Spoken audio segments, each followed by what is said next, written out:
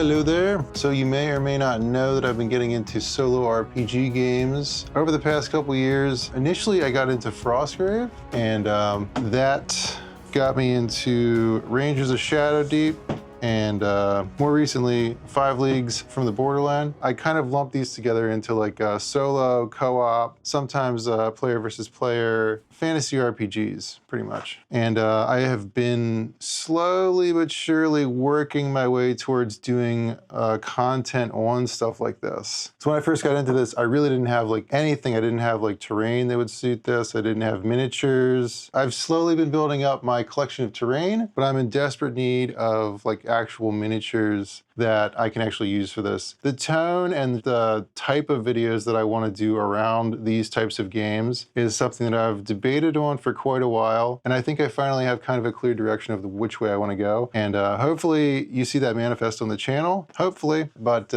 for now, I definitely need some miniatures for these games. So over the past couple months, behind the scenes, I've been buying up like all sorts of miniature kits, exclusively plastic. I really want to try and avoid using 3D printed models for this portion of the channel. I don't think I need to set that in stone, but it's something I at least want to strive for. Initially, I started getting a lot of these Frostgrave kits. There's a lot of great kits for that. I will almost always buy single sprues just because I can't really afford to buy like 20 sets of these, because usually there's so many duplicates and you only really need one sprue anyway. But anyway, once I started getting more into Rangers, I started thinking more about like setting a scene, and even more so recently with 5 Leagues. And I realized that I was really lacking some just basic townsfolk. One of the first sets that I stumbled upon was the Wargames Atlantic Villagers set. Has a lot of really nice medieval villagers, exclusively non-combat villagers, just going about their business, doing random stuff. And that kit was built for a game called Trader's Toll, which I hadn't heard of before. In that game, you're playing as guards, that kind of like the City Watch, and you kind of gotta manage your reputation with the locals while arresting people who are doing nefarious deeds. It seems like a cool game. I might get into it at some point, but for now, I was more interested in the miniatures, and I got one of the sprues for the villagers set, built a few of them. I haven't painted them up yet. I'm gonna probably do that for this video, but yeah, I wasn't a huge fan of that set. Mainly, I wish more of the items in the set were actually attached to hands, because I just find it difficult to figure out which hand is supposed to go with which object, and then they don't quite fit properly. There are a few aprons in the set. I don't think they really fit that well, so I'm not really happy with that. So I started looking around for other kits, and I found this kit by Fireforge. It's called Northman Folk Rabble. And I was looking at the sprue online, was pretty intrigued, enough so to buy the entire kit. I will show you how. Fireforge apparently does not send bases with their kits, which I actually like, because I have so many bases. But you get 3 sprues of this kit. They're all identical, and yeah, they have some pretty nice stuff on them. The models themselves are slightly larger than the Villagers kit. I think they'll look all right together. Yeah, I want to take a closer look at this kit and talk about each piece real quick. Each kit comes with 6 torsos,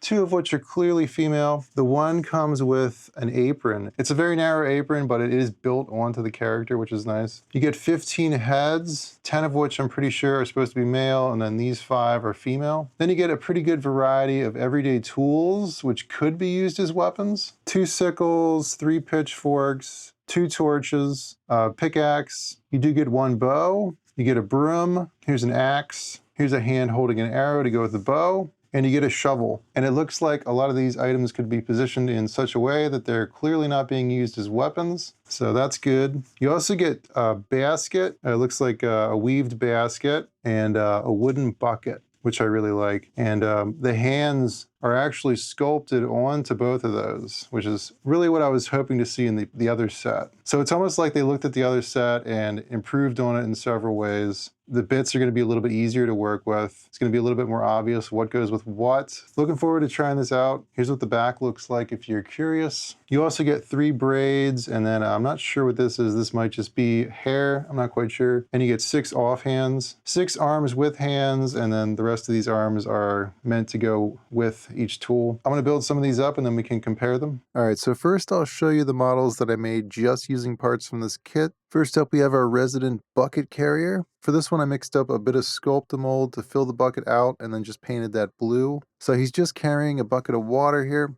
I didn't go too crazy with the paint schemes for this set. I think that's one of the nice things about models like this. You can just keep it really simple and you don't really have to think too much about the colors. I didn't want to use a set color scheme for these. I just picked out like 20 colors initially and picked the colors out as I went. For most of the highlights, I just mixed the base color with a little bit of white. For the faces and the hands, I used speed paints, Crusader's skin for some of them, and then I mixed a little bit of dark wood with that to get varying skin tones. For almost everything else, I just used paint. Here we got a crabby old lady carrying a basket of flowers. I do kind of wish they would have included some like friendlier looking faces in this set. It's kind of a mixture of menacing screaming faces and then neutral faces. I thought since she's carrying some flowers, I could get away with using a more menacing face with this one. And I think it worked out. She just looks like a grumpy old lady. I will say that all of the female heads have a notch on the back side of the head where you're supposed to attach the braided hair. So I did fill that in with this one because I didn't really want her to have a braid. Then we got this guy. He looks a little menacing. He could be up to no good. Just standing there randomly with a scythe. Could just be sussing somebody out. Here's one of the pitchfork characters. The other two pitchforks are being held upward, but I think they could easily be kit bashed to be facing more downward, which to me would make them look a little bit less like they're being used as weapons. But I think with a friendly head swap, you could get away with a pitchfork being raised up, and maybe put him in a field or maybe a barn near some hay. Just a thought. Here's our shovel man. Could be doing any manner of things with that shovel. He does look a little grumpy. This is one of the more neutral faces. You know, that's why I put some flowers there. Maybe he's planting some flowers. Could be just getting ready to bury a body. Maybe he's a grave digger. Here's one of the models holding a broom. For this one, I did add one of the braids. They're a little weird. They don't really hang in a natural way. You could probably bend them easy enough though. Now we're getting into the models where I did a little bit of kit bashing. With this guy, I wanted to try doing something a little different with the basket. You'll notice that the basket doesn't quite work as well if it's just being held with one hand. You almost have to use the hand from the other model that's kind of like holding the edge just a little bit. Otherwise, if you look at it at the right angle, it doesn't really make a lot of sense. It's like, how is he holding that? But looking at it front on, you can't really tell. Anyway, I used some sculpt mold to make some tiny potatoes, which hopefully that's what they look like. You can see he did drop a few on the ground there. The body and the basket are from the folk Rabble kits. The head, I believe, is from the Irish Warriors kit from Wargames Atlantic, but I could be wrong about that. This model is probably my favorite overall. This is our butcher. The body and the arms are from the folk Rabble sets. The butcher knife, the bucket, and the fish that are in the bucket are from the Villagers set, and then the head is from Frostgrave's Wizard 2 set. The Villagers heads are a little bit on the smaller side. They don't quite fit these bodies, but the Frostgrave heads fit them almost perfectly, and you get a much wider range of expressions, which I really like. Anyway, yeah, I started off with the butcher blade, then I added the buckets. I wanted to make it a little bit more clear that she was a butcher, so I added the fish. It's actually just one fish that I cut in half to make it look like there were two. I'm pretty happy with how I rendered that fish. It turned out better than I thought it would. Since they included 2 torches, I decided to do 2 models with torches.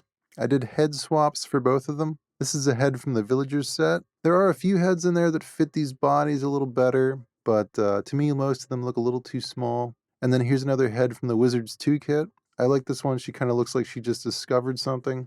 I'll also show you some of the models from the Villagers kit. Here's an old man with a cane. Yeah, this project really made me realize my limitations when it comes to ultrafine brushwork. I don't really have any good brushes for 28mm eyes. So for now, we'll just say that this guy has a lazy eye. I do really like the detail on the rope belts. I wish the folk Rabble kits would have a little bit more variety when it comes to the belts. That's probably my biggest criticism of that kit, aside from the lack of friendlier looking faces. Here's a cook with a pot full of soup. Like with the bucket, I filled this pot with sculpt mold and painted over top of it. This is one of the aprons I was talking about. I don't think it really fits any of the bodies in this kit very well. The waist just doesn't seem to line up to where it should be. If you look at it front on, you can't really notice it, but if you look at it from the side, it's pretty freaking glaring. And here's a lady with a yellow dress, hiding her face with one of those hand fans. Yeah, I don't know if that fan really fits this model. I may swap it out later on. And then finally we have this noble woman carrying a sack. Pretty nice. Like I said, I really wish the Villager's Kit had more items that were attached to an arm and just a little easier to work with, but that's just me personally. If you're looking to build some townsfolk, I think both of these sets are worth picking up.